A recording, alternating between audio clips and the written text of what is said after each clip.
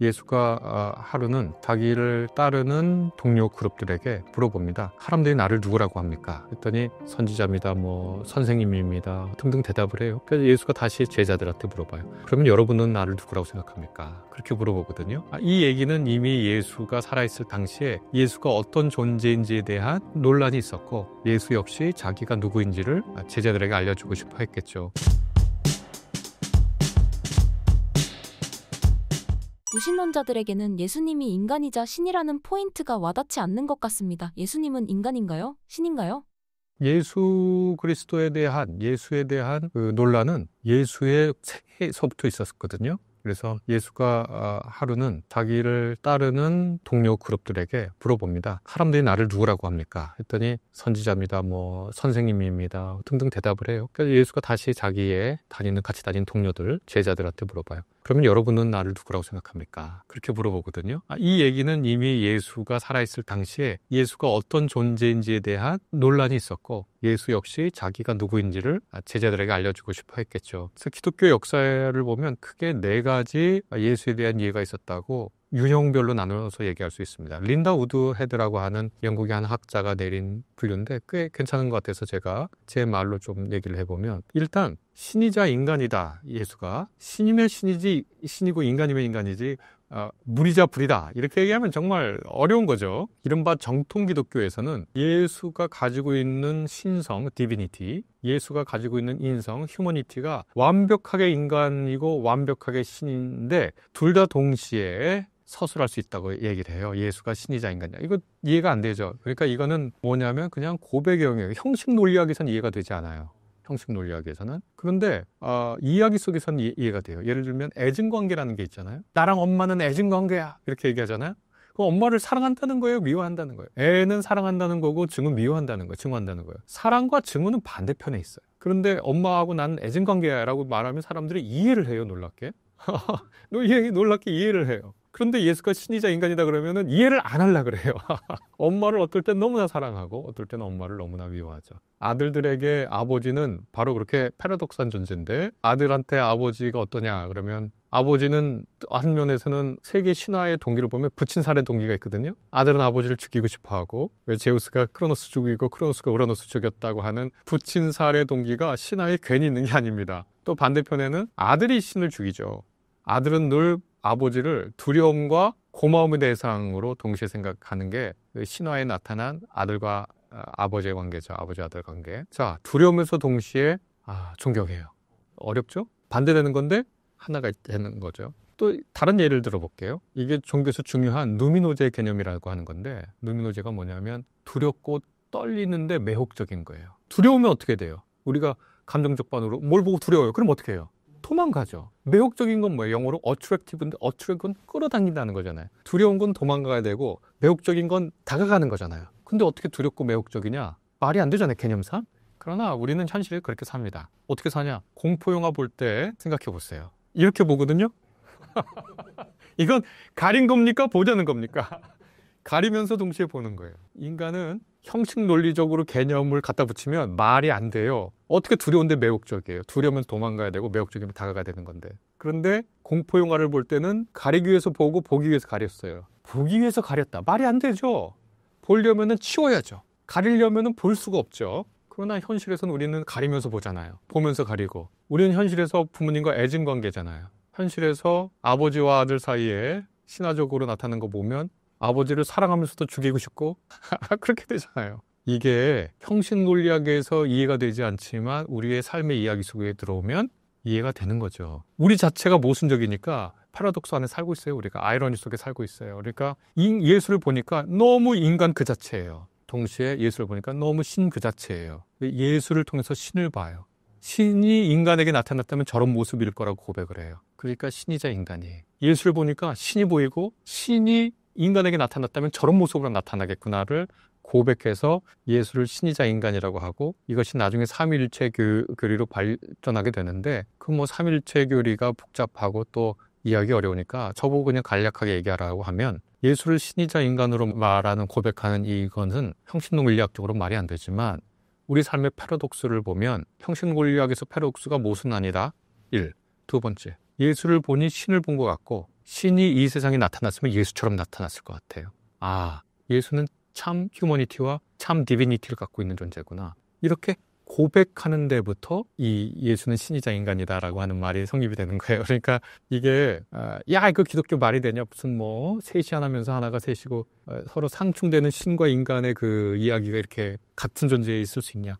당연히 형식 논리야 그런 말이. 이런 인밀면서 어떻게 이해가 되겠어요. 현실에서는 그런 패러독스 아이러니가 얼마든지 이해가 되고, 그 패러독스를 깨달으면 우리가 많이 이제 깨우치게 되죠. 아버지를 사랑하면서도 미워하고 미워하면서 사랑하고 그렇잖아요. 그러면서 아버지와 내 사이가 어떻게 되죠? 그냥 단순 관계가 아니라 복잡한 관계가 되면서 그 복잡한 관계에서 사랑과 미움 넘어선 아주 깊은 유대 혹은 깊은 말로 다 환원할 수 없는 깊은 어떤 그 관계 맺음이 발생해버리잖아요. 정이라고 흔히 얘기했지만 미워하지도 않고 사랑하지도 않고, 그러나 미워하기도 하고 사랑하기도 하는 그 형식 논리학을 넘어선 그 관계를 기독교 신앙인들은 예수하고 같이 맺는 거예요.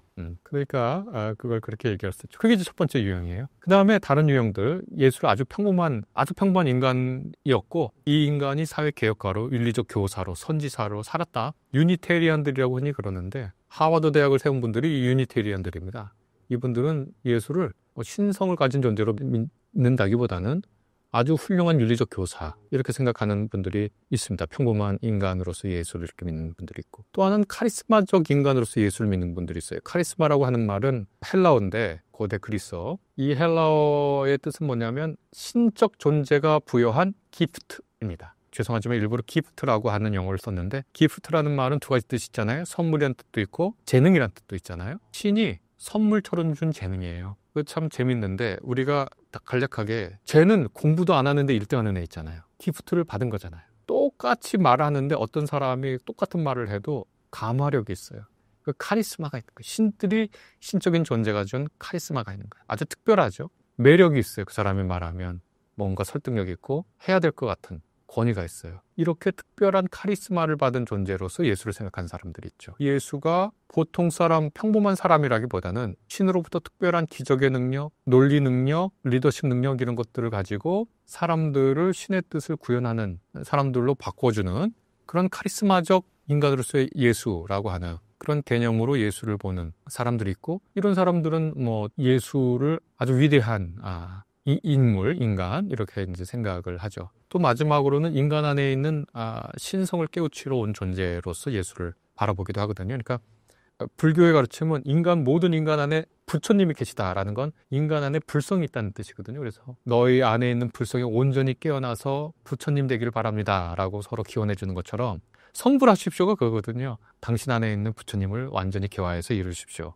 인간 안에는 디비니티, 신성이 있다고 이제 사람들이 기독교인들을 생각하는데, 바로 이 인간 안에 있는 디비니티를 깨우고 실현하도록 온 존재가 예수다. 이렇게 말하고 믿고 하는 신비가들, 미스틱, 영적 스승들이 있죠. 그래서 린다 우드헤드의 이야기에 따르면 정통 기독교는 신이자 인간인 예수, 또 유니테리안들이나 이런 역사학자들은 아주 평범한 인간으로서 예수, 그냥 평범한 인간이라고 보기에는 기적도 행하고 뭐 굉장히 설득력 있는 얘기도 하고 사람들도 움직이고 종교를 만들었으니까 카리스마 있는 인간으로서의 예수, 또 하나는 인간 안에 있는 디비니티를 깨우려 온 종교적 예수, 이렇게 구분해서 예수를 바라봐 왔죠. 성경에 나오는 예수님의 기적들은 정말 사실 그대로 일어난 것인가요?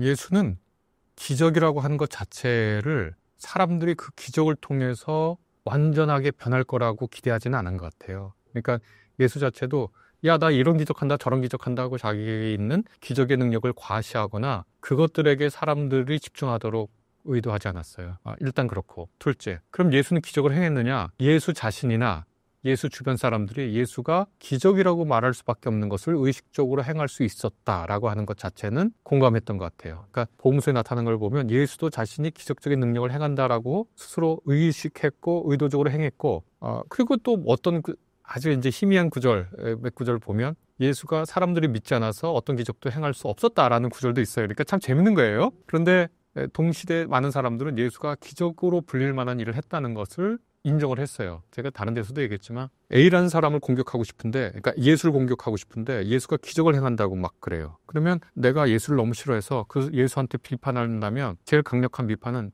저 예수라는 사람은 기적도 행한 일이 없으면서 기적 행한다고 거짓말한다고. 제일 강력한 비판이죠. 그런데 예수의 비판자들조차 그렇게 비판할 수는 없는 거예요. 왜냐하면 예수가 뭔가 하거든요. 그러니까 예수의 비판자들이 어떻게 비판을 하냐면 저 예수라는 존재는 악한 사탄의 힘을 빌려서 기적을 행한다 이렇게 얘기하거든요. 그게 무슨 뜻이냐? 예수가 뭔가를 하긴 한다는 거예요. 그 기적적으로 보이는 뭘 한다는 거예요. 아, 예수가 기적적으로 보이는 뭘 하는구나. 그런데 예수가 이 기적에 사람들이 몰입하는 걸 절대로 원치 않습니다. 왜냐하면 기적이라고 하는 것은 누군가의 삶을 강력하게 바꿀 수 있지만 기적은 호사가들의 일이 될 수 있고 기적은 특별하게 일어나는 일이지 일상에서 우리 삶의 변화를 만드는 건 아니거든요.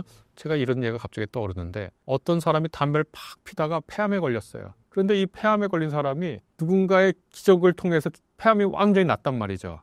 자, 그러면 다시 담배를 피지 말아야 되는데 담배를 다시 피게 된 말이에요. 자, 그러면 원래 목표는 건강하게 사는 거고 그러기 위해서는 담배를 끊어야 돼요. 기적이 그 사람의 삶을 폐암 환자에서 건강에 거쳤다고 해서 끝나는 게 아니에요. 실제로는 그 사람은 금연을 해야 되는 거예요. 예수가 원했던 건 금연하는 거지 폐암 사기 환자를 담배 때문에 고쳐주는 것은 특별하게 폐암에서도 나을 수 있다. 너의 삶의 회복이 중요하다를 말하는 거지 기적을 막 선전하면서 자기를 믿으면 뭐 기적이 막 발생하니까 나한테 다 와라. 고민 있으면 다 와. 내가 다 해결해 줄게. 이렇게 기적을 생각하지 않았어요. 예수의 가장 초점은 하느님이 우리와 같이 산다면 우리는 어떤 삶을 살까? 이것을 꿈꾸고 상상하고 지금 살라고 하는 거거든요. 예를 들어 이렇게 해볼까요? 혹시 여기 채무가 많으신 분들에게 이런 비유를 한번 들어보겠습니다. 내가 한 10억 빚을 지고 있어요. 매달 나가는 이자 미치겠어요. 근데 지금 10억 다 갚아주면 어떻게 사시겠어요? 그러면 막 여러 상상을 하겠죠? 그럴 거 아닙니까? 내가 건강이 안 좋아요. 근데 내가 몸이 다 났어요. 그럼 어떻게 살까? 내가 저 사람하고 내 아내 혹은 남편하고 사이가 안 좋아요. 그런데 그 사이가 회복됐어요.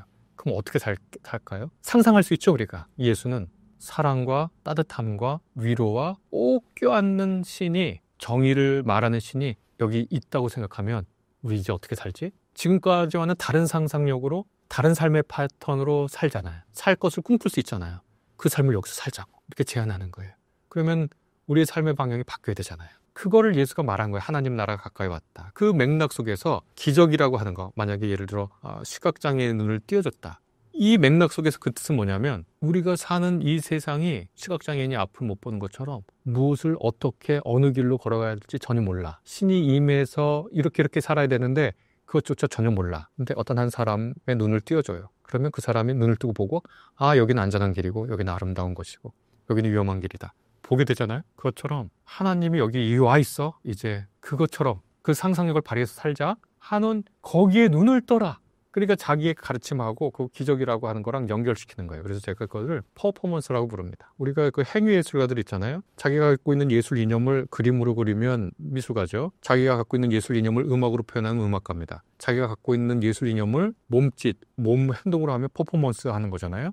예수의 기적은 퍼포먼스예요. 하나님 나라, 신이라고 하는 존재가 사랑과 은혜와 돌봄과 정의의 신이 여기 있어. 자, 이제 어떻게 할 거야? 내가 너한테 돈 빚 얼마 있고 넌 나한테 가야 한 거 있지? 자, 신이 여기 있어. 자, 어떻게 하지? 상상을 할 수 있죠. 10억 빚 있다가 맨날 이자 갚고 뭐 이렇게 해도 내가 뭘 줄이고 이렇게 생각한 사람이 그 빚이 다 없어졌어. 그럼 뭐 할 거지? 내가 기적적으로 내가 그것을 탕감을 받았어. 뭐 이런저런 일 때문에 내가 당신 10억 빚 지고 그동안 성실히 갚느라고 사실 이자를 10억보다 더 냈습니다. 자, 이제는 당신 빚 없습니다. 그러면 뭐 할 거예요?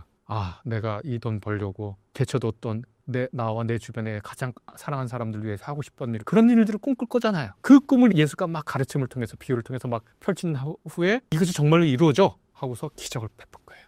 그 퍼포먼스에, 그러니까 그런 의미에서 그걸 봐야 돼요. 물 위를 걷는 기적이 뭐냐? 물이라고 하는 건 케이오스의 상징이거든요. 카오스, 혼돈. 혼돈이라고 하는 것은 인간에게 가장 원초적인 공포입니다. 물이라고 하는 거. 제어되지 않는 물만큼 인간에게 시몬의 공포와 연결된 이미지가 없거든요. 그 물 위를 예수가 걷는 거예요. 그거는 실제로 그랬느냐 증명해봐라. 증명 못해요. 인간은 부력이 없어서 그렇게 틀 수가 없어요, 물 위에. 그러나 예수가 물 위를 걸었다라고 하는 말을 통해서 그 기적의 진의를 우리가 캐치할 수 있습니다.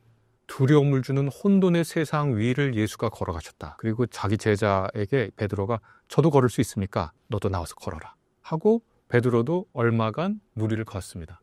이게 증명할 수가 없어요. 과학적으로 인간이 부력을 가져서 물 위를 뜰 수는 없어. 그러나 그 기적을 의미하는 건 알 수 있어요. 혼돈과 무서움이 가득한 세상 위에 그 위에 발을 밟고 내디디며 갈 수 있다. 이런 기적의 의미를 현대인들이 새기면 예수 기적의 의미도 충분히 공감할 수 있을 것 같아요. 오병이어의 기적, 물고기하고 이 오병은 떡이라는 건데 빵인데 빵을 그걸 무한복사했다. 그게 말이 되냐? 물리학적으로 말이 안 되죠. 그게 물리학적으로 뭐 질량 보존의 법칙도 있고 뭐 에너지 총량론인도 어떻게 그걸 하겠어요? 근데 그것이 무슨 뜻인지를 하나하나 따져가면서 이게 정말 중요한 거구나. 그 기적이 어떤 의미인지를 알면 우리가 그 기적을 복사할 수는 없어도 그 기적의 의미를 복사 확장할 수는 있어요. 예수의 기적이라고 하는 걸 거기에 초점을 둬야지 그냥 그 기적이 실제로 일어났느냐 안 일어났느냐를 두고는 아무 의미가 없어요. 예를 들어 어렸을 때 정말 추운 날 영하 15도 됐는데 우리 가족이 같이 길을 가게 됐는데 너무 아이가 추워하니까 아버지가 외투를 벗어서 아이한테 입혀줬어요. 옆에 있는 다른 아들이 더 추워하니까 아버지가 두 번째 있는 옷도 벗어서 아들한테 입혀줬어요. 그게 아버지는 기억도 못하고 그 두 아들 중에 하나들만 기억을 해요. 그리고 나서 그런 일이 있었다고 얘기해요. 아버지하고 큰 아들은 뭐 그런 일이 있었는지 기억이 안 나요. 근데 작은 아들이 그랬다고 얘기하면서 입증해봐라. 입증 못하지. 너 제일 어렸는데 그걸 어떻게 기억하니? 입증 못해요. 그러나 그 얘기를 통해서 아버지의 사랑과 아버지의 사랑을 받은 아들의 이야기를 우리가 중요하게 캐치해낼 수가 있죠. 그러니까 예수의 기적을 호사가들이나 하는 사람들은 예수의 기적이 일어났느냐 안 일어났느냐 이걸 따지는데 예수의 기적은 그걸 따지라는 게 아니에요. 예수 자체도 그걸 중요하게 생각한 게 아니에요. 더 중요하게 생각한 건 뭐냐면 상상력을 구현해내는 퍼포먼스로서 기적을 말한 겁니다. 그래서 실제로 일어났냐 물리학적 법칙이 맞느냐 이 얘기는 부차적인 것이다. 더 중요한 것은 그 기적의 의미다. 너무나 확실하다 그것은. 그렇게 답변을 하겠습니다. 기적이 일어났다고 그러면 기독교인 되실 거예요? 그걸 물리적으로 입증하면 이 세상에 혼돈과 무서움이 있어도 무리를 밟고 갈 수 있습니다. 그것을 해낸 사람들이 있습니다. 그리고 우리가 그걸 할 수 있습니다. 라고 하는 것에 감동하는 사람들이 되고 싶지 어떤 사람이 아주 무리를 걸었다고 하는 특별한 능력이 있으니까 그 사람의 메시지에 귀 기울여. 현대인들이 그럴까요? 더 중요한 거는 모든 사람들에게 가장 깊은 인생의 의미를 깨우치고 촉진하고 역동하게 하는 그거지 기적의 사실 여부가 아니다. 저는 그렇게 확신합니다. 예수님 부활에 대한 의미를 어떻게 이해하면 좋을까요? 예수 부활을 얘기할 때 간단하지가 않은데 왜냐하면 부활이라고 하는 것이 무슨 의미인지를 유대교의 맥락 속에서 알아야 되거든요. 근데 그 짧은 시간에 다 말씀드릴 수는 없고 간략하게 얘기 드리자면 그것이 신정론이라고 하는 질문과 연결되어 있습니다. 신정론이라는 건 신은 선하고 전능한데 어떻게 이 세상에 악이 있냐? 어떻게 나쁜 놈들이 잘 되고 의인이 고통을 받냐? 이 질문이거든요. 형식물리학적으로 말이 안 되죠. 신이 전능하고 선한데 어떻게 고통이 있고 의인은 고통을 받고 악인은 성공합니까? 근데 그럼에도 불구하고 왜 이 인생을 선하게 살라고 말하는 거란 말이죠. 말이 안 되잖아요. 그래서 유대교의 한 분파 사람들이 부활이라고 하는 개념을 말했습니다. 뭐냐면 마지막 날, 곧 심판의 날, 다른 말로 하면 신이 온전히 이 세상을 통치하는 날. 그게 이제 심판의 날이라는 뜻이거든요. 두렵고 떨리는 날이지만 동시에 행복과 기대가 모아지는 날이죠. 이 세상의 혼돈이 물러가고 신이 온전하게 임하는 그때이니까 그때 신이 할 일이 뭐냐면 의로운 사람을 부활시키는 일이라고 믿었어요.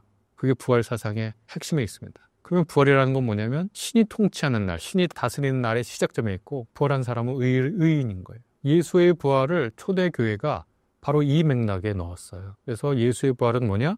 예수가 의롭다는 뜻이고 하나님의 뜻대로 잘 살았다는 뜻이고 두 번째로는 신이 통치하는 그 마지막 날이 시작됐다는 뜻이거든요. 이게 갖는 중요한 의미고 그래서 이제 예수가 그분이 옳았구나. 그분이 신의 아들로서 확실히 사셨구나. 이제 신이 통치하는 마지막 날이 우리에게 모두 임했구나. 이걸 이제 깨우치라고 하는 게 이제 제일 중요한 거고 두 번째 이제 또 기적과 마찬가지로 이게 진짜 일어났냐 안 일어났냐를 두고 따지죠. 일어났냐 안 일어났냐 그는 과학적으로 입증할 수도 없고 역사학적으로 입증할 수도 없어요. 예전에 있었던 일 지금 뭐 예수 이러니까 뭐 가깝게 들리겠지만 우리나라로 따지면 말이죠. 고구려 시작할 때쯤이에요. 대조영이 있었을 때입니다. 대조영이 있었을 때. 그러니까 뭐 어떻게 알아요 그거를. 고구려 대조왕의 역사를 재구성해라? 그거 다 상상력이지 구성할 수가 없어요. 그러나 예수에 대한 기록은 많이 남아있기 때문에 얘기하는 거지만 그러면 예수가 정말 부활했냐? 역사학적으로 입증할 수 없어요. 의학적으로 완전히 죽은 사람이 다시 살아날 수 있냐? 불가능한 얘기, 불가능한 얘기. 그런데 예수의 부활이 그러면 완전히 신화적인 것일 뿐이냐? 그렇게 말하기도 어려운 시점들이 있다고 하는 것이 기독교인들의 고백이에요. 뭐냐? 뭐 빈 무덤 이야기도 있지만 예수의 무덤 가봤더니 예수의 무덤이 비어 있었다. 뭐 이런 중요한 얘기도 있지만 그거보다 현대인들에게 더 중요한 건 아마 그 빈 무덤도 뭐 누군가 훔쳐갔다 이런 얘기들이 초기부터 많이 있었는데 예수가 몸을 가지고 육신이 아니라 몸을 가지고 부활했다고 하는 것이 사실인가 아닌가를 판단하는 역사적 기준은 뭐냐면 제가 생각할 때 정말 그 사건이 있었는지 없었는지는 그 이후의 사건을 보면 안다는 거 추론할 수 있다는 거예요. 제가 전에 DNA를 직접 보지 못해도 그 주변의 기능을 보고 저기는 어떤 구조를 가진 무엇이 있겠구나를 추론한다 그랬잖아요. 마찬가지로 블랙홀을 보고도 블랙홀을 직접 볼 수는 없지만 블랙홀 주변에 나타나는 현상을 보고 블랙홀의 존재와 그것의 특성을 감지할 수 있잖아요. 마찬가지입니다. 예수의 부활을 직접 볼 수도 없고 뭔지도 알 수 없어요. 그러나 특별한 현상들이 있어요. 첫째, 예수가 십자가에 달릴 때 정치적 사형수로 달리는 거니까 그 제자들이 다 도망을 쳤단 말이에요. 자기 살기 위해서. 그런데 예수의 부활을 목격했다고 하는 제자들이 예수가 처형당한 예루살렘 한복판에 다시 나타나서 너희들이 죽인 예수가 죽지 않고 다시 살아났다. 이렇게 외치기 시작했단 말이죠. 죽음을 두려워하지 않게 됐어요. 그리고 죽음과 핍박이 있으면 자기의 메시지를 감추는 게 아니라 핍박을 고스란히 당하거나 혹은 다른 곳으로 퍼져나가면서 예수의 가르침과 그의 부활 소식을 전하기 시작했단 말이죠. 이거는 설명하기가 어려워요. 예수의 부활을 꾸며냈거나 아니면 거짓말로 했거나 하면 그 자기가 꾸며낸 거짓말에 자기 목숨을 건다고? 그거는 조금 생각하기 어려워요. 그러니까 예루살렘에 있었던 예수의 첫 번째 제자들이 흔히 비겁자라고 그렇게 얘기하지만 누가 자기 목숨을 희생하고 싶겠습니까? 무섭고 두려운 제자들이 다 도망가는 그 제자들이 어느 순간 공개적으로 자기의 죽음을 두려워하지 않고 공개적인 곳에 나서서 예수의 부활을 증언하기 시작했단 말이죠. 그것도 고발해가면서 너희가 죽인 예수가 다시 살아났다 이렇게 얘기하면서 뭘 뜻하냐? 이 사람들이 뭘 보긴 봤어요. 이 사람들이 원래 겁장이까지는 아니어도 겁이 있는 사람들이었는데 겁을 상실했어요. 그럼 뭐야 그게? 너는 도대체 왜 그러니? 그랬더니 우리가 부활한 예수를 봤다는 거예요. 그거 외에는 제가 생각할 때 예수의 부활을 과학적으로 말할 수 있는 사실은 없어요. 갑자기 한 사람의 삶들이 완전히 바뀌고 그 이유를 물어봤더니 부활한 예수가 죽었다고 하고 실제로 그렇게 살았냐고 했더니 죽음을 두려워하지 않아요. 부활한 예수를 봤기 때문에 자신의 죽음이 끝이 아니라는 것을 가슴 깊이 믿어요. 그러니까 예수의 부활이 역사적 사실, 과학적 사실, 의학적 사실인지 증명할 수는 없어도 그 추후의 역사의 발전 방향을 보면, 전개 과정을 보면 무엇인가 있었고 그 무엇인가는 예수의 부활이라고 그의 제자들이 말한다. 이렇게 말하는 게 좀 뭐랄까요? 공정 혹은 적절, 적당하다. 저는 그렇게 답변하고 싶습니다. 그렇다면 제자들이 예수님의 부활을 본 건 논리적으로 확실한 사실인가요? 그렇죠. 그 사람들에게는 그래서 제 용어로는 심리학적 사실이에요. 최소한. 제자들에게는 예수의 부활은 심리학적 사실이에요. 그거는 너무 사실이에요. 아주 사실이에요. 그 사람들에게. 그래서 너무너무 생생해. 자기가 눈앞에서 너무나 생생하게 그것도 감격적으로 압도된 경험으로 본 거예요. 그러니까 거기를 위해서는 목숨을 내놓을 수 있어요. 이제 이 사람들이. 죽음이 만약에 부활한 예수가 아니라 다른 걸 봤다면 죽음이 들어올 거예요. 근데 이 사람들은 더 이상 죽음을 두려워하지 않아요. 그럼 말을 바꾸면 죽음이 끝이 아니라는 걸 확인한 거죠.